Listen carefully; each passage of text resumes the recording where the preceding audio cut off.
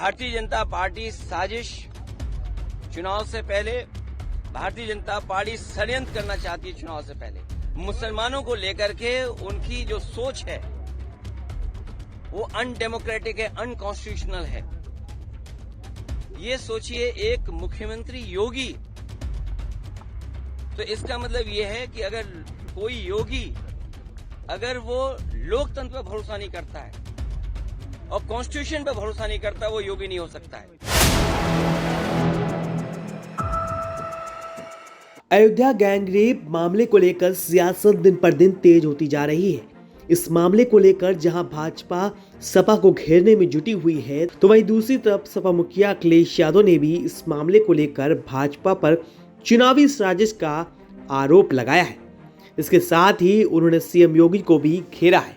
अखिलेश यादव ने भाजपा पर जमकर हमला बोलते हुए कहा है कि भाजपा चुनाव से पहले साजिश शुरू करना चाहती है। इनका मकसद पहले दिन से ही समाजवादियों को बदनाम करने का रहा है और खास तौर पर मुसलमानों को लेकर इनकी सोच अलोकतांत्रिक और असंवैधानिक है। अगर कोई योगी लोकतंत्र संविधान में विश्वास नहीं रखता तो वो योगी नहीं हो सकता। मेरे पत्रकार साथियों, सच्चाई आप भी जानते हो। भारतीय जनता पार्टी साजिश, चुनाव से पहले भारतीय जनता पार्टी षड्यंत्र करना चाहती है। चुनाव से पहले और उनका लक्ष्य पहले दिन से रहा है कि समाजवादियों को कैसे बदनाम किया जाए और खास कर के मुसलमानों को लेकर के उनकी जो सोच है वो अनडेमोक्रेटिक है, अनकॉन्स्टिट्यूशनल है। ये सोचिए एक मुख्यमंत्री योगी, तो इसका मतलब ये है कि अगर कोई योगी अगर वो लोकतंत्र पर भरोसा नहीं करता है और कॉन्स्टिट्यूशन पर भरोसा नहीं करता, वो योगी नहीं हो सकता है। मैं 3 घटनाओं का उदाहरण देना चाहता हूं आपके सामने। पहली घटना हाथरस, जिसमें एक साधु संत के कार्यक्रम के लिए परमिशन के लिए भारतीय जनता पार्टी के विधायक और नेताओं ने लिखा था, लेकिन जो प्रशासन को काम करना चाहिए था, जिस जिम्मेदारी से सुरक्षा और उन चीजों का इंतजाम करना था, वो नहीं किया, जिसका परिणाम ये हुआ कि बड़ी संख्या में लोगों की जान चली गई। न केवल जान गई है, उनका नुकसान हुआ बड़े पैमाने पर। बहुत से लोगों का हाथ पैर या जो भी नुकसान हुआ, उसका कोई मदद सरकार ने नहीं की। दूसरा, आपने देखा होगा गोमती नगर में, और जब मुख्यमंत्री ने सदन में ये कहा, सूची तो हालांकि बहुत लंबी थी, इसमें पुलिस का दोष कम है, पुलिस तो पूरी सूची दी थी, लेकिन भारतीय जनता पार्टी के जो मुख्यमंत्री और सरकार वो ये चाहती है कि पुलिस भी भारतीय जनता पार्टी की कार्यकर्ता बन जाए। ये जो नए तरह का काम हो रहा है कि पुलिस को भी ये भारतीय जनता पार्टी का कार्यकर्ता बना रहे हैं। जब पुलिस ने सूची दी सब नामों की, तो आखिरकार मुख्यमंत्री जी ने केवल यादव और मुस्लिम का नाम क्यों पढ़ा? और सच्चाई पुलिस भी जानती है कि जिसमें कि यादव का जिसका नाम लिया है, सुनने में आ रहा है कि वो फुटिंग में नहीं था, जो कैमरे की जो तस्वीर है उसमें नहीं है, वो कैमरे में नहीं था, क्योंकि वो चाय पीने गया था और पुलिस को यादव मिल गया, इसलिए उसको जेल भेज दिया। मैं आपके सामने कहना चाहता हूं, ऐसे लोग जो कानून का उल्लंघन कर रहे हैं और भारतीय जनता पार्टी का कार्यकर्ता बनकर के काम कर रहे हैं, जब कभी भी सरकार आएगी, ऐसे अधिकारियों के खिलाफ भी कार्रवाई होगी। और तीसरा उदाहरण, अभी रुक जाइए, तीसरा उदाहरण अयोध्या का, जिसमें कोई पॉलिटिकल पार्टी, अगर समाजवादी पार्टी ये बात कहती है कि डीएनए टेस्ट होना चाहिए, कैसे मुख्यमंत्री हैं ये, इन्हें कौन राय दे रहा है? ये कानून किसका संशोधित है? ये इन्हीं का संशोधित कानून है 2023 का, जिसमें ये कहा गया है कि डीएनए टेस्ट होना चाहिए अगर 7 साल से ज्यादा किसी की सजा का कोई प्रावधान है तो क्या गलत मांगा?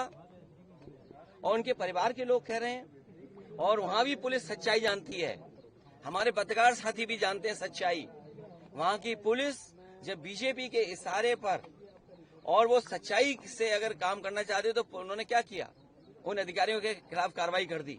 तमाम अधिकारी ऐसे हैं जो कह रहे हैं कि हमें तो नौकरी बचानी है, हम क्या करें? हम टेंशन में आ जाएं कि हम भी सर मार दें किसी आदमी के सर पे। आपने देखा नहीं बनारस में क्यूटो में क्या हुआ? अधिकारी पे इतना प्रेशर, इतना प्रेशर, इतना प्रेशर कि वो आकर के सर मार दिया उसके व्यापारी के। सोचिए आप, इसमें तमाम ऐसे लोग हैं, आप अकेले में बात करना कितने प्रेशर में जीवन जी रहे हैं। ये जो भार है इनके पास, मेडल बेल और ये तमाम लैनियार्ड और नेम प्लेट और तमाम उसके अलावा ऐसा भार है इनके ऊपर, ये काम नहीं कर सकते, न्याय नहीं दे सकते। और उसका परिणाम ये हुआ कि भेदभाव कर रहे हैं, और ये भेदभाव इसलिए कर रहे हैं कि इनको हर जगह राजनीति दिखाई दे रही है, वोट दिखाई दे रहा है। ये कितना भी कुछ कर लें, अब जनता को इनसे कोई उम्मीद नहीं है। और जब उम्मीद खत्म हो जाए किसी पॉलिटिकल पार्टी से, तो समझ लेना उनका सफाया होना निश्चित है। ये जो हारे हैं, इतना बुरा हारे हैं, जनता इससे भी बुरा इन्हें हराएगी, तभी इनका इलाज हो सकता है।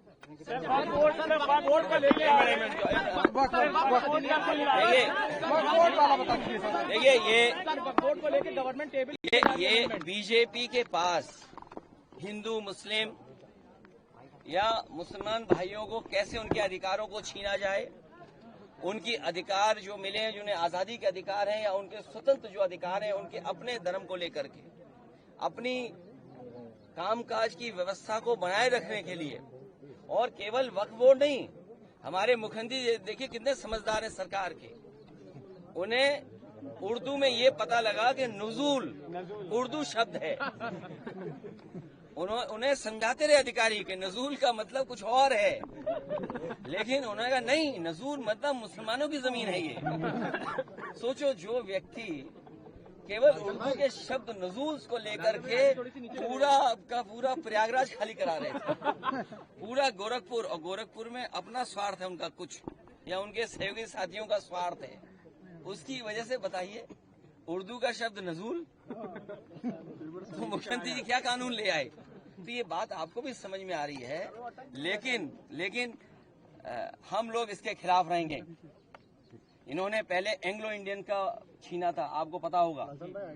एंग्लो इंडियंस की लोकसभा में और विधानसभा में एक सीट हुआ करती थी, उनका रिप्रेजेंटेशन था। इन्होंने जनगणना करा ली फर्जी, इन्होंने फर्जी जनगणना कराई, और फर्जी जनगणना करा करके एंग्लो इंडियंस की एक सीट ले ली, छीन ली। अभी सुनने में आ रहा है, एक मंत्री जी चिल्ला रही हैं कि आरक्षण खत्म हो गया। अच्छा, आप खुद सोचिए, सरकार में भी रहेंगे और आरक्षण की भी बात करेंगे, तो जिन्हें आरक्षण की चिंता है, जो पिछड़े दलित और अल्पसंख्यक आदिवासी भाई बहन हैं, चाहे वो दिल्ली में हो चाहे लखनऊ में है, तुरंत बीजेपी को छोड़ दें। तो अयोध्या गैंग रेप मामले को लेकर सियासत अपने जोरों पर है और इसको लेकर वार पलटवार का दौर लगातार जारी है। वहीं सपा इसे उपचुनाव से पहले की साजिश बता रही है।